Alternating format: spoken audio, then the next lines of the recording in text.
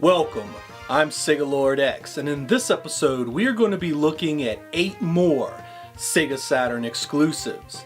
Now, a few episodes ago I actually did an exclusives episode, but that episode was actually meant to be a lot bigger. I just didn't have time to finish it, so I decided to split it up into a bunch of different segments. We're going to be looking at more games here, so let's look at more Sega Saturn exclusives. Baku Baku Animal was a mid-1996 port of the Titan arcade game released by Sega. This falling block puzzle game uses various food groupings that are stacked together, then allowing you to pair the appropriate animals with them to clear them away. This scores you points, as well as moving blocks to the other side of the screen to fill up your opponent's play area. If you've played any number of the Versus puzzle games over the years, you'll understand Baku Baku Animal the moment you take control. This game pairs extremely well with younger gamers, as its cutesy theme and easy to understand mechanics won't scare them away. Unfortunately, single player gamers won't have much here to hold them for very long. Graphically, the game isn't anything special, and there's nothing here the 16-bit systems couldn't have done. Gameplay, while competent, really needs a second player to be enjoyed to its fullest, as the AI simply doesn't replicate the feeling of beating a friend or a family member. This game does have one great thing going for it, and that's its incredibly low asking price. The import version can be had for peanuts, and it's definitely worth adding to your collection for that reason alone.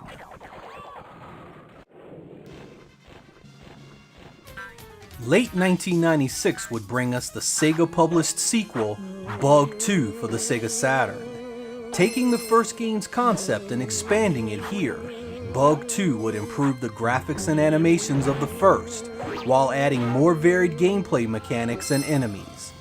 You'd also get the addition of more characters to play, as well as a small hub world where you can choose the order of the stages you've played.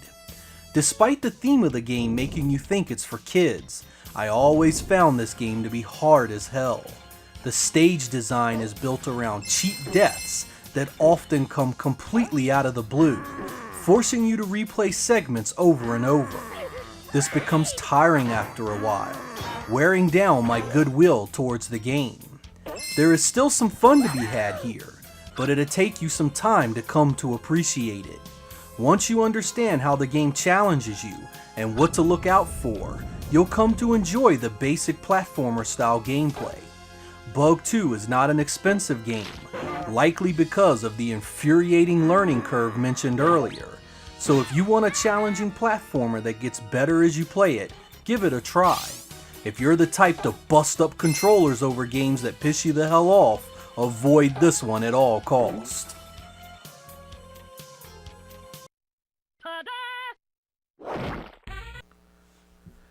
Developed by Climax Entertainment of Landstalker fame, Dark Savior would land on the Saturn in mid-1996. This 3D isometric adventure game is one of the most unique and interesting games of that generation for a number of reasons. First, the game mixes a number of genres to give you a unique presentation across the board. Exploration is handled in a slightly overhead, isometric 3D environment. Battles are handled in a fashion similar to a one-on-one fighting game, complete with finishing moves. Puzzle elements are mixed in with finding items and heavy platforming segments to access new areas. But the most interesting part of Dark Savior is its parallel system. This system changes the story based upon how fast you complete the opening segment of the game. This is no small thing, as you can radically change the entire course of the game based on this. You can turn a Monster Hunt Center story into one of a prison rebellion. There's even a story you must do if the main villain whoops your ass. The innovation here was incredible and adds a replay value to the game that cannot be overstated. If this is the case, why is Dark Savior not more highly thought of in the gaming community? Simple. The terrible platforming elements hurt the game incredibly. Every explorable area is loaded with things in the way, and the imprecise platforming quickly becomes tedious and irritating. I imagine that many have stopped playing the game before they even see the incredibly cool elements I listed above for that very reason. Don't worry though, grabbing a 3D pad helps, and the strengths of this game make toughing out the platforming completely worth it. This game is also not terribly expensive on the Saturn, so if you want a unique, fun, and engrossing game for your Saturn, look no further.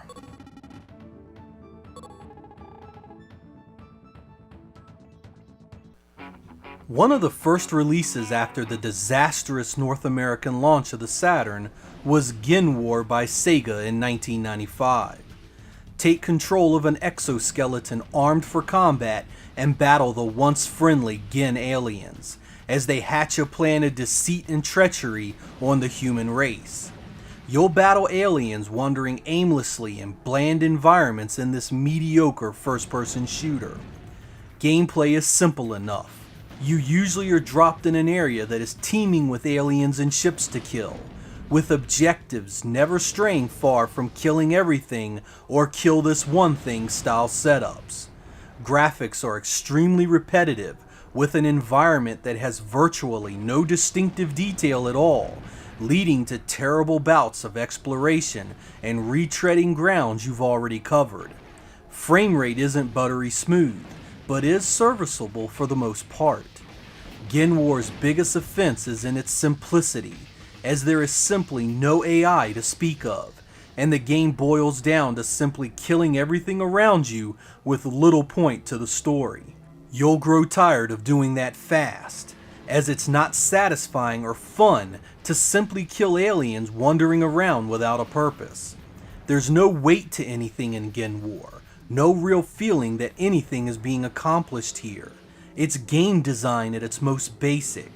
There are 16-bit action games that put this to shame in terms of depth. If you want to try out this shallow experience, it's cheap pretty much everywhere it was released.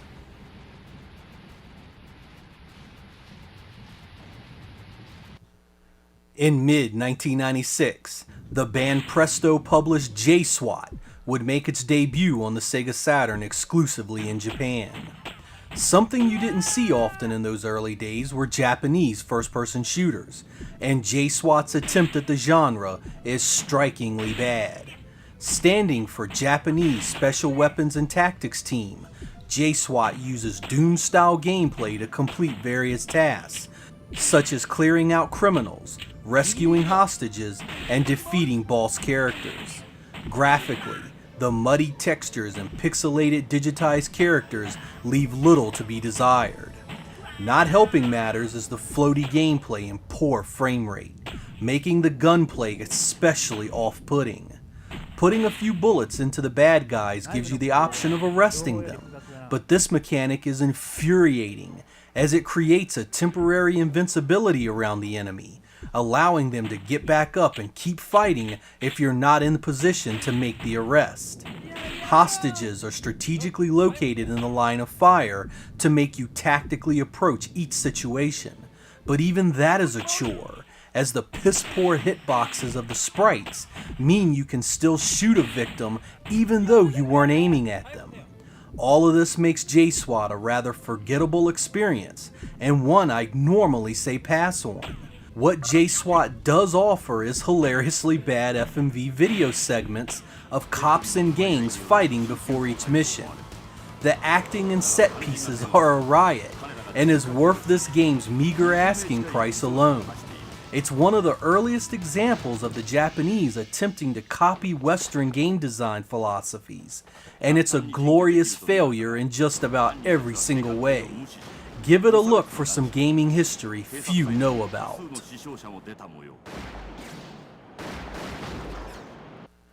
In early 1996, Legend of Oasis would hit the Saturn, a prequel to the Genesis classic Beyond Oasis. This overhead action adventure features Zelda-like gameplay and story progression. Start your quest for the 6 elemental spirits in an attempt to rid the world of evil. You'll explore villages and dungeons on your way, learning the various locations you need to explore and the powers you'll gain within them. Legend of Oasis is a colorful game with well-animated characters. Gameplay is extremely easy to come to grips with, especially its fighting game style motions for your attacks. You'll use multiple weapons to help you figure out puzzles, as well as the spirits you gain as the game progresses. Things get a bit dicey in the platforming gameplay, as you often have a hard time knowing what you can and cannot jump onto. This can lead to frustrating falls that require tons of backtracking, and reappearing enemies that bog down gameplay. This doesn't ruin the experience though, and Legend of Oasis is an overall fun game that's worth your time. This one is going up in price, getting closer and closer to $100 as the years wear on. The Japanese version of this game is very playable, for those looking to get it dirt cheap. Nanatsu, Kaze, no Shima, Monogatari is a subtle 2D adventure game that was released for the Saturn in late 1997 exclusively in Japan. It is notable for a few reasons, the first of which is that it was published by Enix, a company known for its Dragon Quest series, and is not usually associated much with Sega. The second is the game's gorgeous 2D artwork, both in its incredible backgrounds and its incredibly well animated sprites. You begin the game as Gapu, a dragon-like creature who hatches from an egg and begins his journey of finding a home, discovering the inhabitants of the island you'll be exploring, and collecting items that will help you progress further in the game. The artistic expression on display here is stunning, as every sound, background detail, and character is meant to convey an idea or hold some significance to what you're supposed to do. Gameplay is fairly straightforward. Explore the world, talk to other characters, collect items, and solve tasks. The only thing holding this game back from being an instant classic is the massive language barrier in place for those who do not read Japanese. You absolutely need a guide to help you through this adventure, as even the simplest task can get you stuck and wondering what the hell you're supposed to do next. At the very beginning of the game, you are tasked with typing in Japanese characters that without a guide would instantly stop the game in its tracks before it even begins with most players. So be warned, if you intend to play this beautiful adventure, you're going to be putting in some extra work into it. Fortunately, this aspect of the game has kept its pricing well within check, and it can be had for a very manageable price.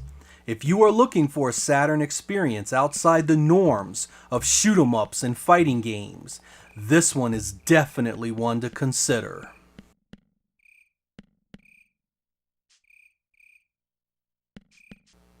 Atlus would develop the Saturn classic Princess Crown, released only in Japan in late 1997.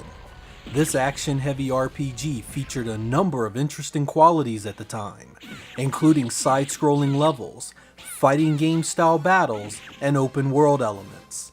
You begin the game as the Princess of Valindia, a 13-year-old that decides to take her kingdom's problems into her own hands.